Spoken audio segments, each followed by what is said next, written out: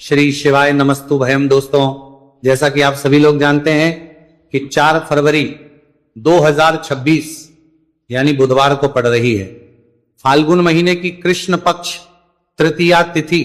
और दोस्तों, यह वह तिथि है जो फाल्गुन महीने में पड़ने सबसे बड़ी तिथि है, क्योंकि यह फाल्गुन महीने में पड़ने वाली है और इसका बहुत ही बड़ा और विशेष महत्व होता है।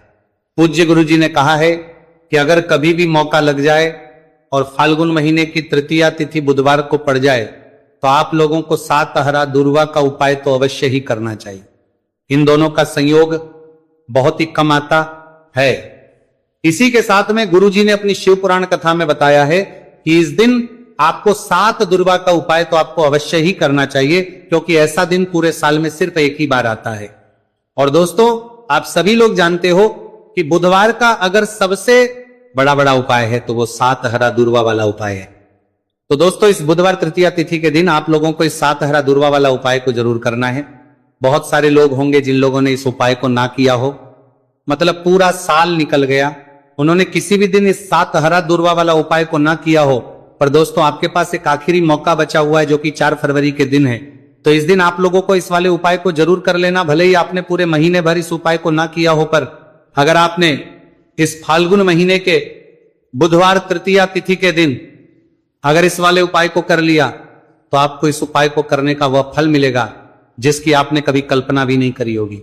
इसीलिए आप लोग इस वाले उपाय को एक बार जरूर कर लेना है, ताकि आप लोगों के हाथ से यह मौका ना जा सके और आपको इस उपाय को करने का फल मिल सके। दोस्तों, यह उपाय पंडित जी ने अपनी अभी ही शिव महापुराण की कथा में बताया है, जिस उपाय को आज हम आपको बहुत अच्छे से समझाने वाले हैं। इस वीडियो को देखने के बाद इस उपाय को समझने के लिए आपको कोई और वीडियो को देखने की जरूरत नहीं पड़ेगी।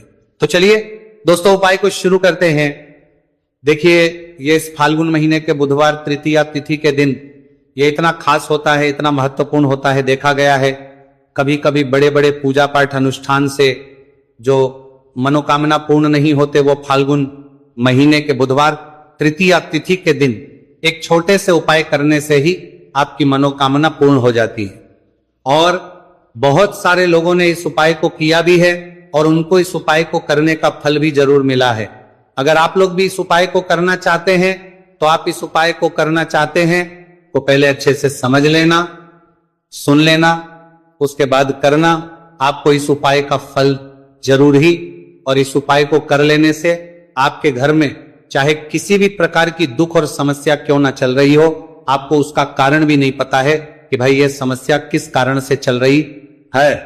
उसका कुछ भी कारण हो सकता है, जैसे इसे पितृदोष हो सकता है या किसी भी तरह का मंगल दोष भी हो सकता है। तो इस दिन आप लोगों को यह वाला उपाय कर लेना है। यह एक ऐसा उपाय है जिस उपाय को अगर किसी विशेष दिन पर किया जाए तो भाई उस विशेष दिन का जो है वो तो मिलता ही मिलता है। पर हमने उस दिन पर इस उपाय को किया है तो हमें उससे भी बड़ा फल मिलता है, और फल बहुत जल्दी मिलता है, क्योंकि आप इस उपाय को बहुत ही बड़े और विशेष दिन पर कर रहे हो। तो चलिए अब उपाय के बारे में बात करते हैं, लेकिन उससे पहले आप लोगों को यह जानना आवश्यक है कि आखिर यह उपाय किस समय करना है, किसको करना है और कैसे करना है। तो चलिए हम आगे आपको वीडियो में एक एक करके बता देते हैं। उससे पहले अगर आप लोग हमारे चैनल पर पहली बार हैं तो हमारे चैनल को सब्सक्राइब करना ना भूलें, और अगर आपके पास कोई सवाल है तो आप हमें कमेंट बॉक्स में बता सकते हैं। और अगर आपको हमारा वीडियो पसंद आया है तो आप हमें लाइक और शेयर करना ना भूलें। और अगर आपको हमारे चैनल की जानकारी चाहिए तो आप हमें फॉलो कर सकते हैं। और अगर आपके पास कोई प्रश्न है तो आप हमें कमेंट बॉक्स में बता सकते हैं। पहली बार आए हैं या फिर मेरी आवाज आज पहली बार सुन रहे हैं तो हमारे चैनल को सब्सक्राइब जरूर कर लेना, और इस वीडियो को करके कमेंट बॉक्स में श्री शिवाय नमस्तु भयम ओम नमः शिवाय जरूर टाइप कर देना। तो दोस्तों, इस 7 दुर्वा वाला उपाय को हमें इस बुधवार तृतीया तिथि के दिन कैसे करना है, किसको करना है, किस समय करना है और कहां पर करना है, ये सारे सवालों के जवाब आपको इस वीडियो में मिल जाएंगे। और जो ये वीडियो देखेगा भाई, उसको 7 हरा दुर्वा वाला उपाय जरूर करना चाहिए, क्योंकि इस दिन 7 दुर्वा का भी बहुत ही बड़ा और विशेष महत्व होता है। और जब बात आ जाए हरा दुर्वा की तो ये सोने पर सुहागा वाली बात हो जाती है, और ये एक बहुत ही बड़ा उपाय हो जाता है इस बुधवार तृतीया तिथि का। तो अब दोस्तों, इस 7 हरा दुर्वा वाला उपाय को आखिर करना किसको है, सबसे पहले हम लोग वो बात जान लेते हैं तो देखो, घर की जो बड़ी माताएं बहनें होती हैं, उन माताओं बहनों में से कोई भी एक बड़ी माता बहन इस वाले उपाय को कर सकती है। और दोस्तों, अगर आप चाहें तो अपने घर में से सभी सदस्यों भी इस उपाय को करवा सकते हैं। अगर किसी व्यक्ति की खुद की कोई मनोकामना है, खुद की कोई दुख और परेशानी है जो कि वो अपने लिए ही करना चाहता है, इस वाले उपाय को तो वो खुद अपने लिए भी कर सकता है। बाकी अगर कोई घर में से ऐसा है जो कि अपने पूरे घर परिवार की सुख और शांति के लिए ये वाला उपाय करना चाहता है, तो भाई वो भी कर में सकता है, उसमें भी कोई दिक्कत वाली बात नहीं है। कहने का मतलब यह है कि इस उपाय को हर सदस्य भी कर सकता है और पूरे घर परिवार के सदस्य के लिए घर की बड़ी माताओं बहनों में से कोई एक माता बहन भी कर सकती है। माताएं बहनें अगर घर में उपस्थित ना हो या वो ये वाला उपाय ना कर पा रही हो, तो फिर घर का कोई बड़ा सदस्य भी इस 7 हरा दूर्वा वाला उपाय को कर सकता है, चाहे फिर वह पुरुष ही क्यों ना हो, उसमें कोई भी दिक्कत वाली बात नहीं है। अब दोस्तों, जो अगला प्रश्न निकल कर आता है वो ये आता है इसको लेकर कि आखिर इस उपाय को हमें किस समय करना है, सुबह के समय करना है कि शाम के समय करना है। तो देखो, इस वाले उपाय को आप लोग सुबह के समय भी कर सकते हो और शाम के समय प्रदोष काल में भी कर सकते हो। अब अगर आप पूछो कि भाई सबसे उत्तम समय कौन सा रहेगा इस 7 हरा दूर्वा वाला उपाय को करने का, तो हम आपसे बस यही कहेंगे कि इस उपाय को आप सुबह के समय करेंगे तो ज्यादा बेहतर होगा। बाकी अगर प्रदोष काल के समय भी करेंगे तो भी अच्छा होगा, उसमें कोई भी दिक्कत वाली बात नहीं है। तो अब दोस्तों, जो अगली सबसे बड़ी और महत्वपूर्ण बात आती है वो ये आती है कि सुबह अगर हम उपाय को करेंगे तो हमें कितने बजे से लेकर कितने बजे तक के बीच में करना है, और शाम के समय प्रदोष काल में करेंगे तो हमें कितने बजे से लेकर कितने बजे के बीच में करना है। तो देखो, सुबह जितनी जल्दी हो सके आप उपाय को करने की कोशिश करना। बाकी अगर कारणवश लेट भी हो जाओ, थोड़ी देर भी हो जाए, तो 10 या 11 बजे तक भी आप उपाय कर लेना, पर 12 बजे से ज्यादा देरी ना हो, ठीक है, इस बात का ध्यान रखना। उसके बाद में दोस्तों, अगर शाम के समय प्रदोष काल की बात करें, प्रदोष काल का जो समय है होता है वो शाम के 6 बजे से शुरू हो जाता है। मतलब शाम के 6 बजे से लेकर शाम के 6 बजे से रात के 8 बजे के बीच का जो समय होता है, ये समय प्रदोष काल का समय होता है। तो इस उपाय को 7 या 8 बजे के बीच में भी कर सकते हो।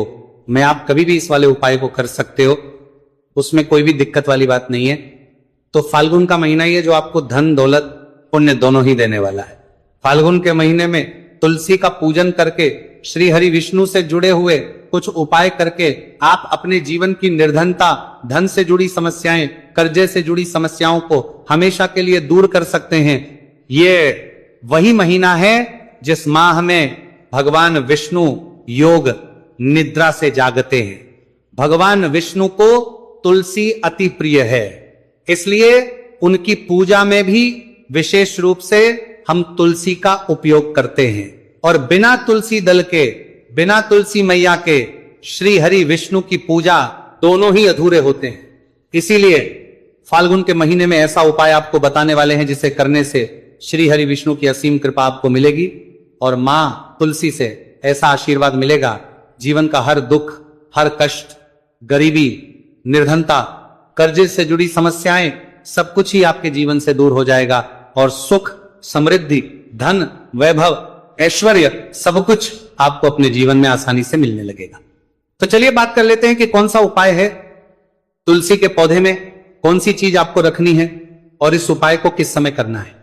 देखिए, सबसे पहले तो आपको बता दें कि अगर आपके घर में तुलसी का पौधा नहीं है तो फाल्गुन के महीने में एक तुलसी का पौधा अपने घर में लाकर जरूर लगाए, क्योंकि फाल्गुन के महीने में जो लोग अपने घर में तुलसी जी का पौधा लाकर लगाते हैं, माँ तुलसी का पूजन करते हैं, कभी भी माँ तुलसी उनके घर में निर्धनता नहीं रुकने देती है।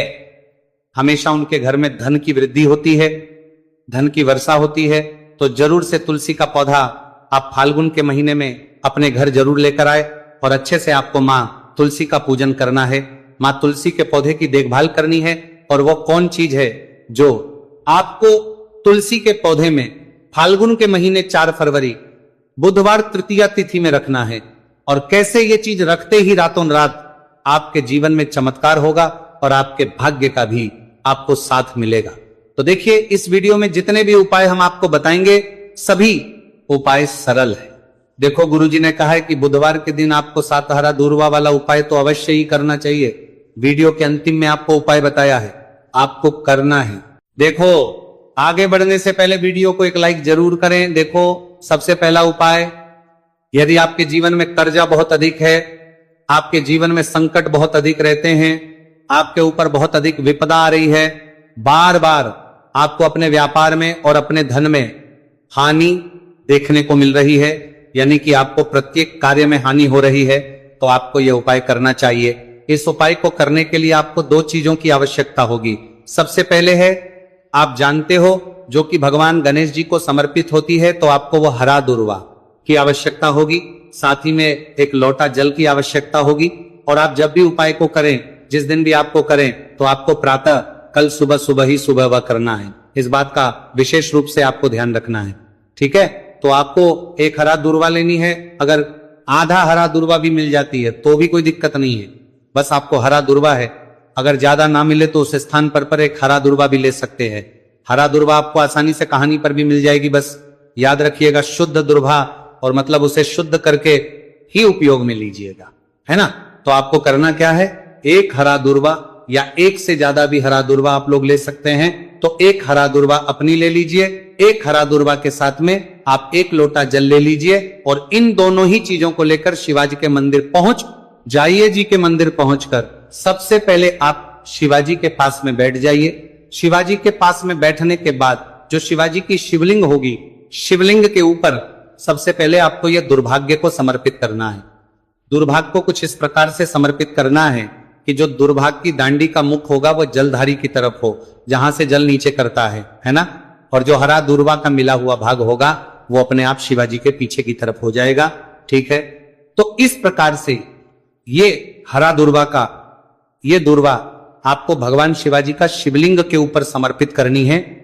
और जो एक लोटा जल आप अपने साथ लेकर आए हैं, इसी दूर के ऊपर भगवान शिवजी के शिवलिंग के ऊपर एक धारा से आपको समर्पित कर देना है, ठीक है।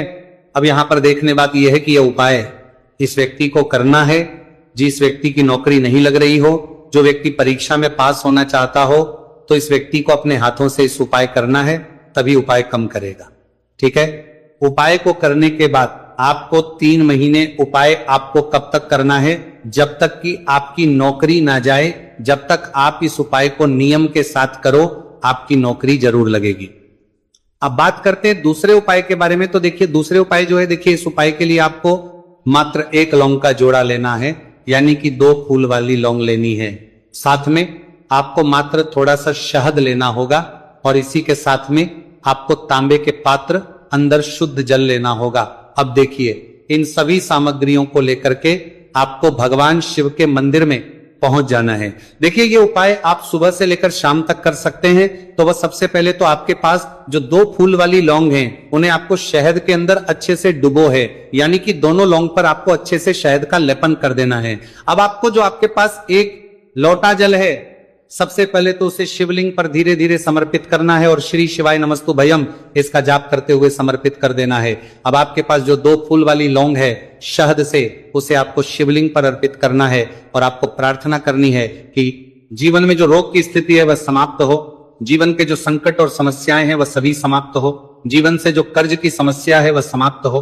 इस प्रकार से प्रार्थना करते हुए ये जो 2 फूल वाली लौंग ही शहद संयुक्त इस आपको शिवलिंग पर अर्पित कर देनी है। आपकी जो भी समस्या होगी इस बुधवार के दिन अवश्य ही समाप्त हो जाएगी। तो इस प्रकार से आपको पहला उपाय करना है। अब हम बात कर लेते हैं दूसरे उपाय के बारे में। देखिए, यह उपाय आपके लिए सर्वश्रेष्ठ होने वाला है। देखिए, इस उपाय के लिए आपको चाहिए होंगे 5 हरा मूंग के दाने, और मूंग के दाने कहीं से भी खंडित नहीं होने चाहिए, इस बात का ध्यान रखें। और इसी के साथ में आपको एक तांबे के पात्र के अंदर अपने घर से शुद्ध जल, 1 लोटा जल ले लेना है। अब दोस्तों, इन सभी सामग्रियों को लेकर के आपको सीधे पहुंच जाना है भगवान शिव के मंदिर में। देखिए, इस उपाय को भी आप सुबह भी कर सकते हैं और शाम के समय में भी कर सकते हैं। देखिए, भगवान शिव के मंदिर में पहुंचने के बाद आपके पास जो 5 हरे मूंग हैं, उनमें से पहला जो हरा मूंग है, आपको शिवलिंग के सामने जो नंदी महाराज होते हैं और उनका जो पैर उठा हुआ होता है, वहां पर आपको पहला हरा मूंग समर्पित करते हैं, और आपको श्री शिवाय नमस्तुभयम इसका जाप कर लेना है। फिर आपको दूसरा हरा मूंग लेना है, और शिवलिंग पर जो श्री गणेश जी वाला स्थान होता है, वहां पर आपको ये दूसरा हरा मूंग समर्पित कर देना है, यानी कि शिवलिंग के सीधे तरफ आपको ये दूसरा हरा मूंग समर्पित करना है। और फिर आपको ओम गण गणपते नमः या फिर ओम श्री गणेशाय नमः इसका जाप कर लेना है। तीसरा, हरा मूंग का दाना आपको भगवान शिव की सब